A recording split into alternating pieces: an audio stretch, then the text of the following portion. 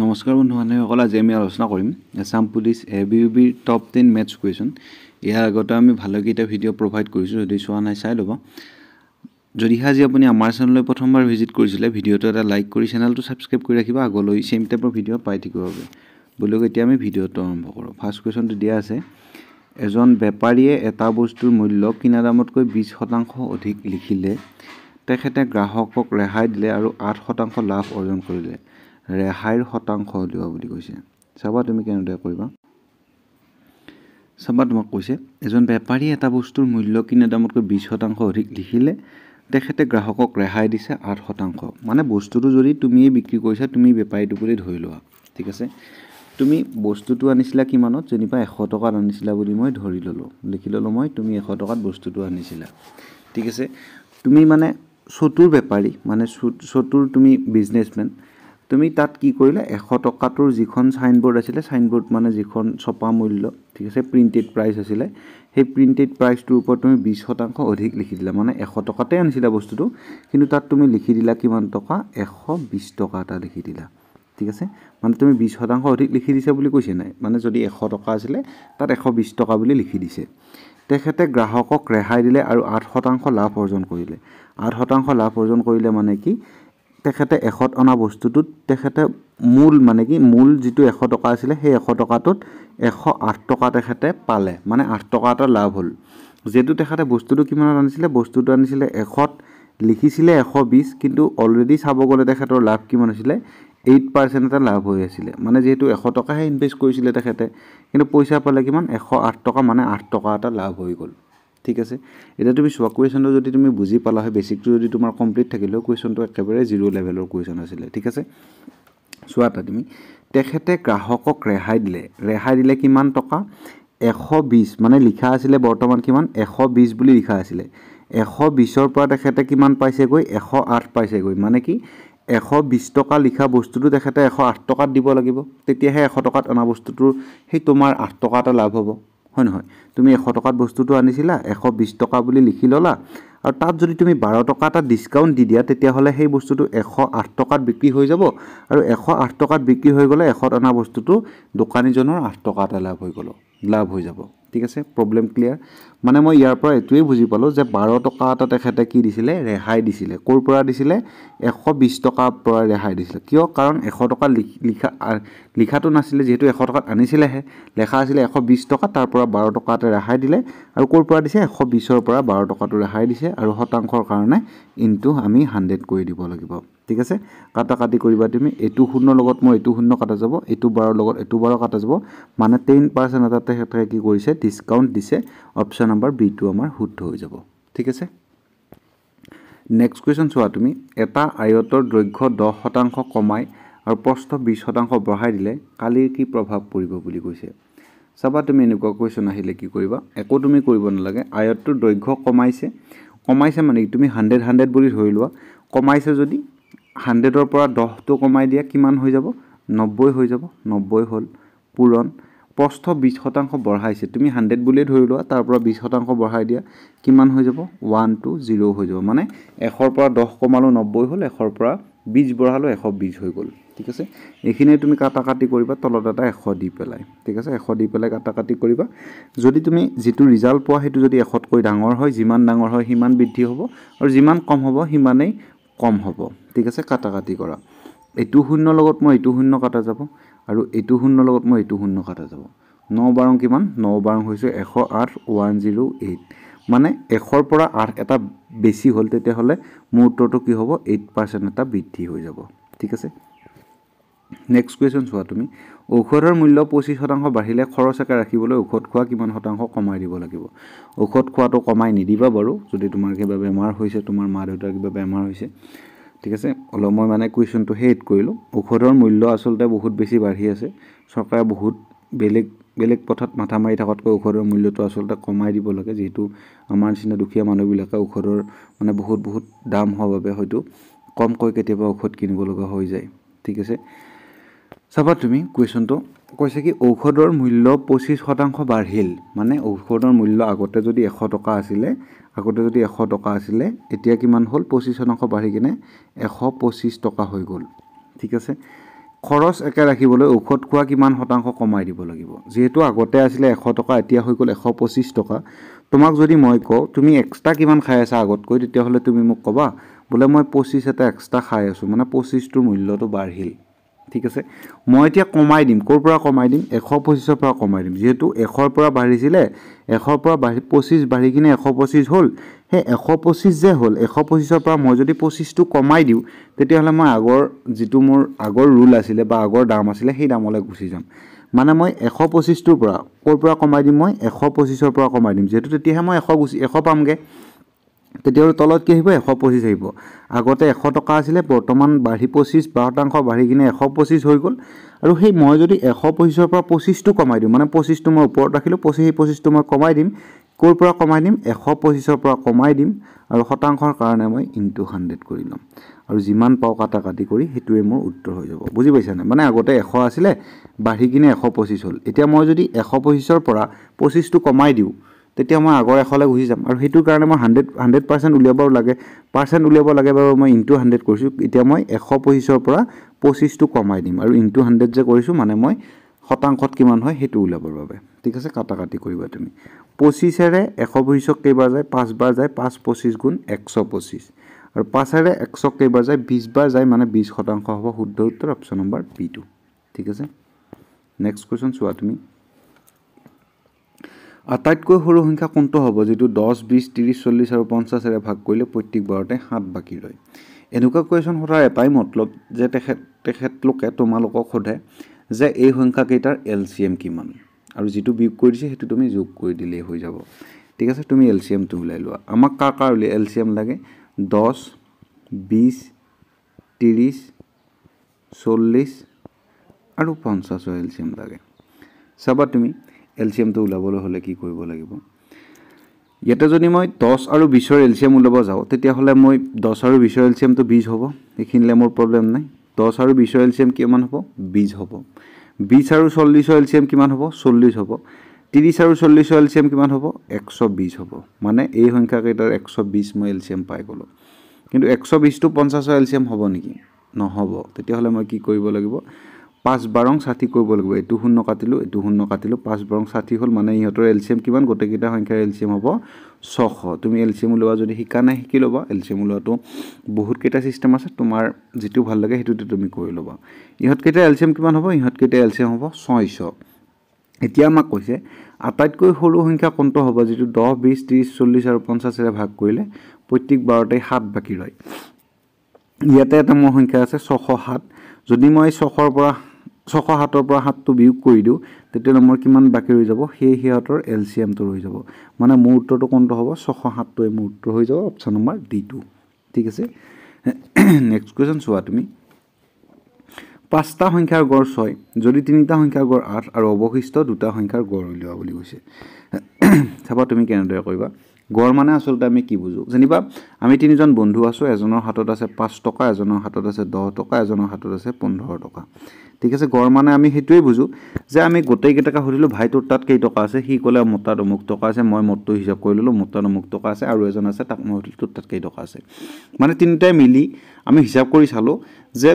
আমাৰ তাত পইচা আছে যেনিবা 200 টকা বা 300 টকা আছে তিনিটাই মিলি ঠিক আছে সেই 300 টকাটো আমাৰ যে তিনিটাই মিলি থাকিল মানে আমি এটাই কেই টকাকে খাবা পাৰিম যেনিবা কিবা খাবা আমি ইচ্ছা কৰিছো যেনিবা দোকান এখনত গৈছো দোকানখনত যাই কিনে আমি কৈছো দাদা আমাক বস্তু দি কিন্তু তাৰ আগতে আমি খুৰি লৈছো যে আমাৰ হাতত কেই টকা আছে সব মিলি 300 টকা আছে 300 টকাটো সবৰে হাতত যেনিবা 100 নাই এটো কথাতে আমি ধৰি ললো এটাৰ হাতত 5 টকা আছে এটাৰ হাতত 10 টকা আছে এটাৰ হাতত 15 টকা আছে যেনিবা আমি কলো যে আমি কিবা এটা বস্তু খাম তোৰ হাতত কেই টকা আছে ভাই ইয়াক মই হৰিলো ই কৈছি মোৰ তাত 5 টকা আছে ই কৈছি 10 টকা আছে আৰু মই কলো জানিবা মোৰ তাত 15 টকা এটা আছে ঠিক আছে তেতিয়া হলে আমি তিনিটা টকা কেইটা যোগ কৰি ললো 10 15 কিমান হ'ব 25 হ'ব 25 পাছে কিমান হ'ব 30 হ'ব মানে গোটেই কেইটাৰ পইচা মিলি কেই টকা হ'ব 30 টকা হ'ব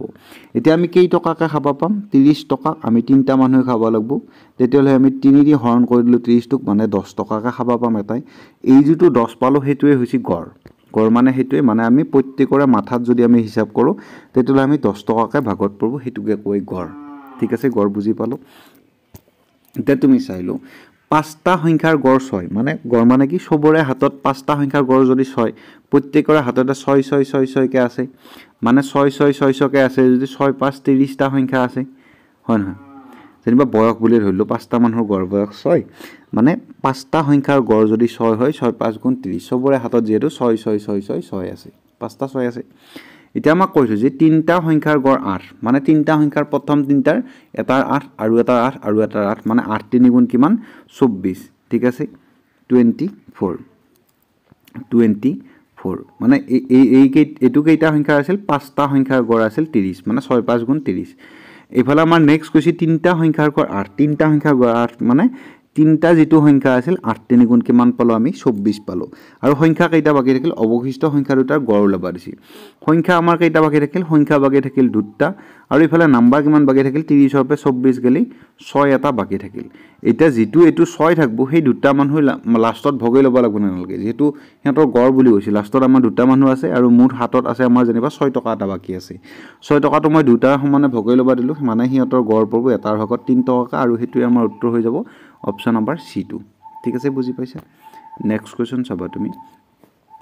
3600 টকা ABC ৰ মাজত এনেদৰে ভগোৱা হল AB এ 5:4 ত পাবো BC এ 8 আৰু 9 অনুপাতত পাবো C এ কিমান পাবো হেতুই আমাক খুজি ঠিক আছে 3600 টকা ভগাম বৰ আগতে ABC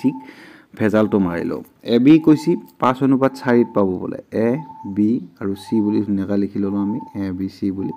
ঠিক আছে A পাবো 5:4 ত পালা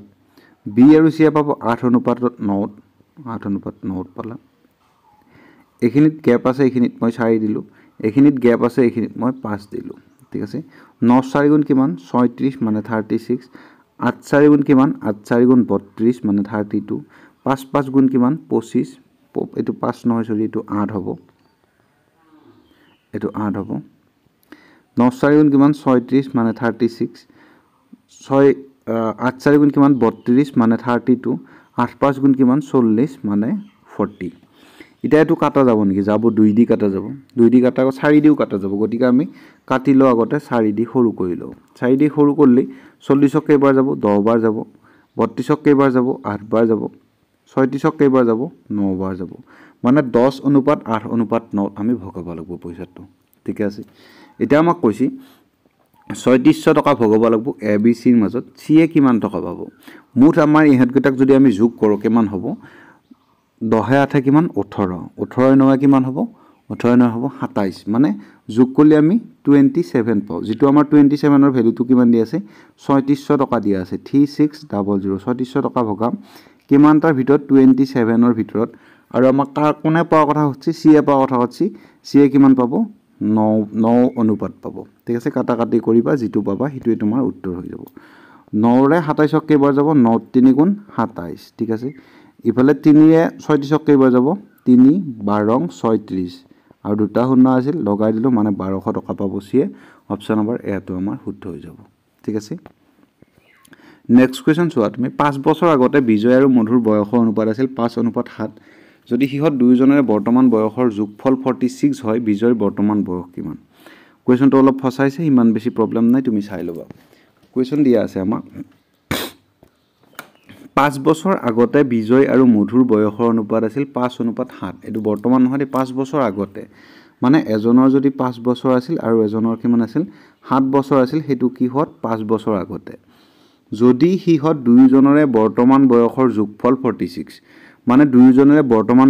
বয়সৰ যোগফল দুইজনৰে দেই দুইজনৰে বৰ্তমান বয়সৰ যোগফল কিমান 46 বুজি পালো বিজয়ৰ বৰ্তমান বয়স হৈছে তোমাক হেতু প্ৰবলেম মই না দিয়া নাই তুমি এটা কথা ভাবিছোৱা 5 বছৰ আগতে বিজয় আৰু মধুৰ বয়সৰ অনুপাত কিবা এটা আছিল হেতু বাদ দিলু যদি হিহত দুইজনে বৰ্তমান বয়সৰ যোগফল 46 বৰ্তমান বয়সৰ যোগফল যদি 46 হয় তেতিলে মই অনুপাতটো লাগি যদি মই গুছি যাও তেতিয়া হলি মই 46 ৰ পে দুইজনৰে 5 বছৰ এটা মাইনাস কৰি দু তেতিয়া হলি মই অনুপাতত গুছি যাব পাৰিম কি কৈছো মই বুজি পাইছা কৈছি 5 বছৰ আগতে হিহতৰ বয়সৰ অনুপাত আছিল অমুক যদি সিহঁত দুয়োজনৰ বৰ্তমান বয়সৰ 46 যেহেতু আমাক অনুপাতটো 5 বছৰ আগত দিয়া আছে গতিকে মই দুয়োজনৰ 5 বছৰ এটা মাইনাছ কৰি দিম যদি মই দুয়োজনৰ 5 বছৰ মাইনাছ কৰোঁ মানে 46 পে 46 টো যেহেতু দুয়োজনৰ বয়সটো সোমাই আছে এজনৰ 5 বছৰ আৰু এজনৰ 5 বছৰ আনোতে মই দুটাৰ যদি 5 বছৰ আনো তেতিয়াহ'লে 46 টো কিমান থাক বুজায় কিমান থাক বুজায় 46 পে 10 গেলি থাক বুজায় 36 মানে এই যেটো 5 আৰু 7 অনুপাতত আছিল আগতে যেটো 10 বছৰ আগতে আছিল তেতিয়া হিহঁতৰ বয়স কিমান আছিল 36 আছিল আৰু সেই 36 বছৰ বয়সত হিহঁতৰ অনুপাতটো আছিল 5:7 এটা বুজি পাইছা কৈছে আমাক 5 বছৰ আগতে বিজয় আৰু মধুৰ বয়সৰ অনুপাত আছিল 5:7 আৰু 5 বছৰ আগতে হিহঁত দুইজনৰ বয়সৰ যোগফল আছিল 36 যেটো 5 বছৰ পিছত যোগফলটো দিয়া আছে 46 আৰু 5 বছৰ দুইটা ডাঙৰ হৈছে হয় নহয় এটা তুমি চোৱা 5 আৰু 7 অনুপাতত মই হে দুটা ভগাইলো হাতে পাছে কিমান হ'ব হাতে পাছে হ'ব 12 হাতে পাছে হ'ব 12 এটা আমাক খুচি কাৰ বয়স খুচি আমাক বিজয় বৰ্তমান বয়স কিমান বিজয় কথা হৈছিল প্ৰথমতে মানে যেটো 5 অনুপাতত আছে তাৰ কথা খুচি হয় হাতে পাছে 12 অনুপাতৰ ভ্যালু হ'ল 12 অনুপাতৰ ভ্যালু হ'ল 36 আৰু মোক কথাটো খুচি কাৰ মোক কথাটো খুচি হে 5 বছৰীয়া চলটোৰ ঠিক আছে 5 অনুপাতৰ চলটোৰ এটা তুমি চাও 12 দি 36ক কেবাৰ যায় 3 12 36 আৰু 5 3 গুণ কিমান হ'ব 5 3 গুণ হ'ব তোমাৰ 15 মানে 5 বছৰ আগতে বিজয়ৰ বয়স কিমান আছিল 15 বছৰ আছিল যেহেতু 5 বছৰ আগতে আমি অনুপাতটোত কাম কৰি আছো না নাই যেহেতু 36 বছৰতহে মই উলাব লগা হৈছে মানে 5 বছৰ আগত 15 বছৰ আছিল কাৰ বিজয়ৰ কিন্তু আমাক খুচি বিজয়ৰ বৰ্তমান বয়স কিমান বিজয় 5 বছৰ আগতে 15 বছৰীয়া আছিল আৰু বৰ্তমান বিজয়ৰ বয়স হ'ল 15 + 5 মানে 20 বছৰ বৰ্তমান বিজয়ৰ বয়স বুজি পাইছা ঠিক আছে নেক্সট কোৱেশ্চন চাও মই মোৰ মূল গতিৰ 3 ভাগৰ 3/5 মানে 5 ভাগৰ 3 অংশত গাড়ী চলাই যোৱাৰ বাবে 4 ঘণ্টা পলমকৈ অফিস পালো অফিসৰ পৰা মোৰ ঘৰলৈ লগা মূল সময় হ'ব মানে তুমি এটা কথা ভাবিছোৱা যদি তুমি বেছি স্পিডত দৌৰা যেতিয়া তুমি 8 পাক বা 4 পাক যে নদৌৰা কিয়া যেতিয়া তুমি জোৰত দৌৰিছিলা তেতিয়া তোমাৰ টাইম কমকৈ লাগিছিল আৰু যেতিয়া তোমাৰ টাইম বেছিকৈ লাগিছিল তেতিয়া তুমি বেছিকৈ দৌৰিব লগা আছিল মানে মই কি কৈছো তুমি যদি জোৰত দৌৰা মানে স্পিডত দৌৰা তেতিয়া তোমাৰ টাইম কমকৈ লাগে আৰু যদি তুমি লাহে লাহে দৌৰা তেতিয়া তোমাৰ টাইম বেছিকৈ লাগিব একেখিনি ডিসটেন্স কভাৰ কৰিবৰ বাবে ঠিক আছে এতিয়া কৈছে কি মই মোৰ মূল গতিৰ 3/5 ভাগত মানে কি তিনটা ভাগত গৈছে কেইটা ভাগৰ ভিতৰত পাঁচটা ভাগৰ ভিতৰত মানে তেখেতে আৰু দুটা ভাগৰ স্পিডটো নিদিলে ঠিক আছে দুটা ভাগৰ স্পিডটো তেখেতে কি কৰিলে কমাই দিলে 4 ঘণ্টা পলম হ'ল কিয় পলম হ'ল কাৰণ তেখেতে দুই স্পিড এটা কমাই দিছে যেহেতু তেখেতে জানিবা 5 কিলোমিটাৰ/আৱাৰত গৈছিল আগতে কিন্তু বৰ্তমান তেখেতে 3 কিলোমিটাৰ/আৱাৰত গৈছে মানে 2 কিলোমিটাৰ/আৱাৰ তেখেতে কি কৰি দিছে কম কৰি দিছে ঠিক আছে মোক সুধিছে জবাবে 4 ঘণ্টা তেখেতৰ পলম হ'ল কিয় পলম হ'ল কাৰণ তেখেতে 2 অনুপাত এটা বা 2 মূল সময় এটা তেখেতে কি কৰিছে কম স্পিডত দৌৰাই আছে গাড়ীখন তাৰ ফলত কি হৈছে যে 4 ঘণ্টা পলম হৈছে মানে ইয়াৰ পৰা আমি কি গম পালো যে 1 অনুপাতৰ ভ্যালুটো কিমান 1 অনুপাতৰ ভ্যালুটো হৈছে 2 ঘণ্টা যেহেতু 2 অনুপাতটো কমাই দিয়াৰ বাবে তেখেতৰ কেই ঘণ্টা পলম হ'ল 4 ঘণ্টা পলম হ'ল মানে মই বুজি পালো 1 অনুপাতৰ ভ্যালুটো কিমান 2 ঘণ্টা এতিয়া মই সুধিছে অফিসৰ পৰা ঘৰলৈ লগা মোৰ মূল সময় কিমান হ'ব আমাৰ মূল একচুৱেল যেটো অনুপাত আছিল হেতু কিমান আছিল 3/5 মানে তেখেতে যদি 5 স্পিডত গৈ থাকিলে তেতিয়া হলে তেখেতে অফিসটো কা ধুনিয়া টাইমত পাই গল হয় 5 স্পিডত যোৱা মানে কি 5 অনুপাতৰ ভ্যালুটো এতিয়া কিমান হ'ব যেহেতু 1 অনুপাতৰ ভ্যালুটো হ'ল 2 5 অনুপাতৰ ভ্যালুটো হ'ব তোমাৰ 10 ঘণ্টা মানে 10 ঘণ্টাত তেখেতে সুন্দৰকৈ পাই গল হয় ঠিক আছে বুজি পাইছা নেক্সট কোৱেশ্চন চাবা তুমি 16 পূৰণ 12 বিয়োগ 120 হৰণ 4 যোগ 8 এটো আমি বদমাছ ৰুলত কৰিব লাগিব চাবা তুমি 16 into 12 minus 120 divided by 4 plus 8 ঠিক আছে চাবা তুমি কৰিবলৈ ট্ৰাই কৰা ইয়াতে আমি প্ৰথমতে কি কৰিব লাগিব ব্ৰেকেট নাই অফ নাই মানে আমি হৰণ কৰিব লাগিব আৰু 4 ৰে যদি মই 120 ক হৰণ কৰো তেতিয়া হলে এই মই কিমান পাই যাম 30 পাই যাম ঠিক আছে বাকি থাকিল কি এখিনিত 16 পূৰণ 12 টো আমি কৰিয়ে লৈ আহো বাৰু 16 কা 12 কা পূৰণ কৰিলে কিমান হ'ব 16 কা 12 কা পূৰণ কৰিলে হ'ব 16 10 গুণ কৰিলে হ'ব তোমাৰ 160 আৰু 16 দুগুণ হ'ব তোমাৰ 32 মানে এইকেইটা যোগ কৰিলে হ'ব 2 6 7 8 9 মানে 192 আহিব ঠিক আছে কিমান আহিব 192 2 এইখিনিত কি চিন আছে মাইনাছ চিন আছে 4 120 হৰণ কৰিলে কিমান পাম 3 পাম প্লাস মই যোগ কৰিলে কিমান হ'ব 8 হ'ব ঠিক আছে এইখিনিত মোৰ প্লাস চিন থাকিলে 192 আৰু 8 মানে 192 8 যোগ কৰিলে কিমান হ'ব 200 হ'ব আৰু 200 ৰ পৰা মই যদি 3 টো মাইনাছ কৰি দিও তেতিয়ালে কিমান থাকিব 197 থাকিব 197 কেনেকৈ থাকিব ও সৰি এটো 3 নহয় এটো 30 হ'ব ঠিক আছে এটো 3 নহয় 30 হ'ব 4 120 ক হৰণ কৰিলে এটো কিমান হ'ব 3 নহব 30 হ'ব ঠিক আছে চাবা তুমি এটো 3 নহব 30 হ'ব যেটো 4 120 ক হৰণ কৰিলে আমি 30 পাম প্লাস কিমান হ'ব এইখিনিত 8 থাকিব আৰু 192 8 যোগ কৰিলে কিমান হ'ব 200 হ'ব আৰু 200 ৰ পৰা 30 গলে কিমান থাকিব 200 ৰ পৰা 30 গলে থাকিব 170 মানে কোনটো উত্তৰ শুদ্ধ হৈ যাব অপচন নম্বৰ ডি টো আমাৰ শুদ্ধ হৈ যাব ঠিক আছে নিশ্চয় বুজি পাইছা আৰু নেক্সট কোৱেশ্চন তুমি চাবা 2 4 12 আৰু 16 ৰ এলসিএম তোমাক উলাব দিছে তুমি তলৰ কমেন্ট বক্সত কমেন্ট কৰি জনাবা তুমি কিমানখিনি পাৰা হৈছা হেতু মই তেতিয়া হলে কমেন্ট বক্সটো চাই গম পাই যাম আৰু যদি তোমাৰ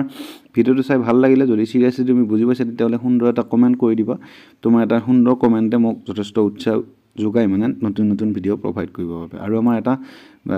পেইড ক্লাস চলি আছে তাত তুমি এড হ'ব পাৰিবা যদি তুমি শিকিব বিচাৰিছা বেসিকৰ পৰা 6000 নাম্বাৰটো মই লিখি দিছো 6008483858 এই নম্বৰটো তুমি 199 পে কৰি স্ক্ৰিনশ্বট দিলে তোমাক গ্ৰুপত এড কৰা হ'ব গ্ৰুপৰ ডেসক্ৰিপচনত তুমি লিংক পাবা তাত কমপ্লিট ভিডিও প্ৰভাইড কৰা আছে 1 নম্বৰ 2 নম্বৰ ভিডিও ধুনীয়াকৈ লিখি থোৱা আছে ধন্যবাদ জয় অসম